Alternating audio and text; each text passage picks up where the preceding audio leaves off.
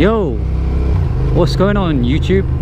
So today I thought I'd talk about the motorcycle laws in the UK and how fucked up they are, but also how good they are.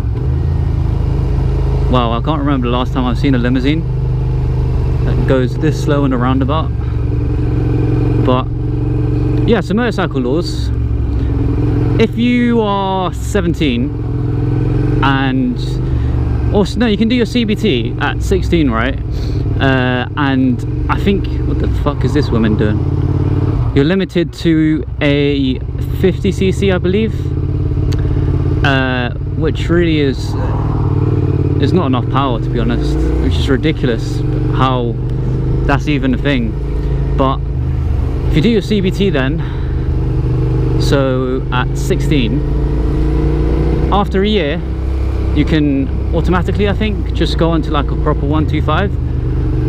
And when you're on your 125, if you're 17, you have to be on your CBT for another 2 years, and only when you're 19 can you begin the A2 license. And I think actually you can do A1 license at about 17 or 18 as well, but I don't really see the point, because when you're that age, the test is probably going to cost the same about as an A2 license, which cost me about £500,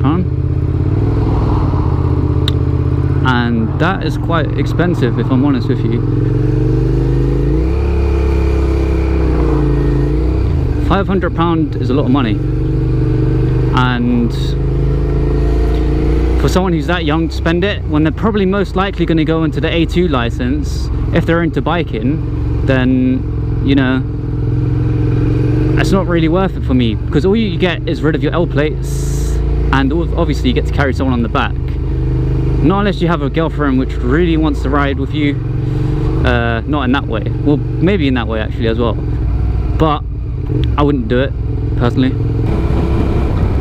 So when I turn 21 or any age over that and I have enough money, I can do my full license.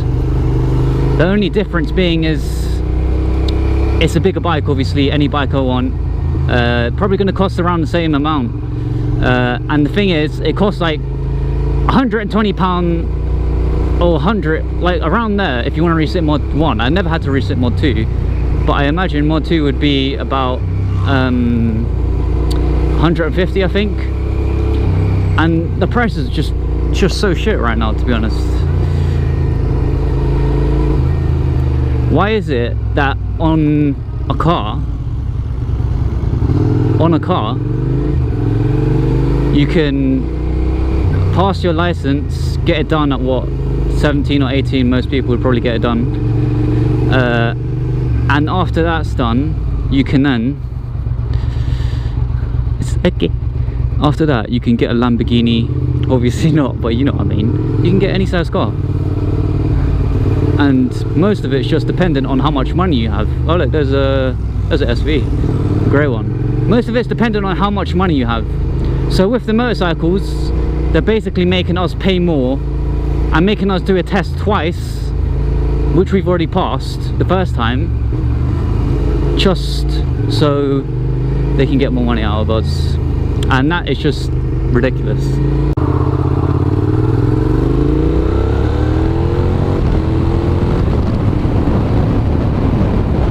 Now, I'm not saying the motorcycle laws in the UK are completely shit.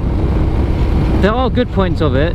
Now, the good points I would say actually is you start on a 125 most likely if you're younger, which at first, you know, when you're 17 you're like, what the fuck? But when you're actually 17, being on a 125, man, I'm telling you, it's really fun. Like, you've never, at least for me, I mean, because I was never in a car or anything, so it was just cool to get out there on the road and stuff. But it's good, like, it's not like America, because in America these guys are hopping on Gixxer 600s and Gixxer 1000s and just like, ride or die, bitch. I mean, in America, right, the guys are like, oh, you're starting on a 250. What the fuck? and I'm just like, what's wrong with this guy? I mean, in the UK, people, you know, if you're on a 125, it's completely acceptable. There's so many 125s around, so it's kind of, even on the 125 as well, actually, you get loads of experience. Because I had a crash, and when you have a crash, you know, you learn, and most likely your 125 isn't going to give you crazy amount of power. Like, even this bike could easily kill me. If someone was to jump on this, even though it's restricted, it could fucking kill them so easily. So it's really good that it's not like that, and it teaches them how to corner and everything. 125s are good. Back into another what the fuck point is that these guys who are 25 and stuff, they can start on 600s. Now that is just ageist. I mean, come on, because you can get some really calm riders and people who are sensible, and they won't max it out. Like, okay, I max this out sometimes, not literally max out, I'm talking about just accelerating fast and shit. I think everyone does that once in a while, but you learn to accept the power. But these guys who are 25 or whatever, if they just do their full license in like a week or whatever, they hop on straight into a 600. How is that fair on the younger riders? It's not. If there was one thing I could change about the A2 law, at least, it would be after the 2 years, make it 30 miles an hour. So make it, hold up, it has to be done.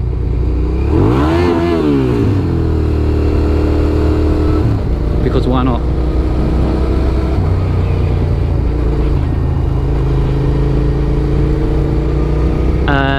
Yeah, so I would make it so after the 2 years, like it wasn't before, because a few years ago what they had made it so after 2 years your license upgrades automatically, I think. And I think that is a really good idea. I mean, just stop taking all of our money. Like, everything in this fucking world is about money, alright?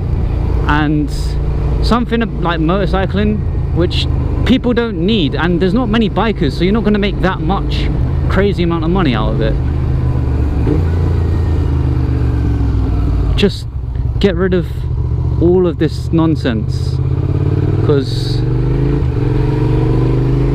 how come these guys in the cars, they don't have to do it, but when it comes to bikes, it's just like, yeah, fuck them. Oh yeah, and another actual thing, which is just such a good idea, and it's good that the people who designed the laws for this, they came up with it. So I get what they're trying to do. They're trying to make it so it's like progressively, obviously, you don't just go into a 600 and kill yourself. Because I know in the past, obviously, the laws were a lot different and they had a lot higher powers for a younger age.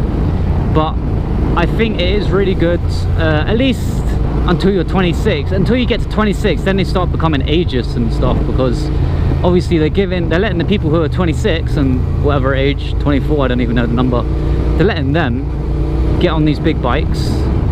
But the people who are younger have to settle with the smaller bikes, or they have to pay twice, which is just stupid. But what I do agree with is them like kind of going up in power from the 125 and then to like a 47 brake horsepower, and then like after 2 years or something, then you can say, all right, we'll lift your restriction now. But nah, it's not like that.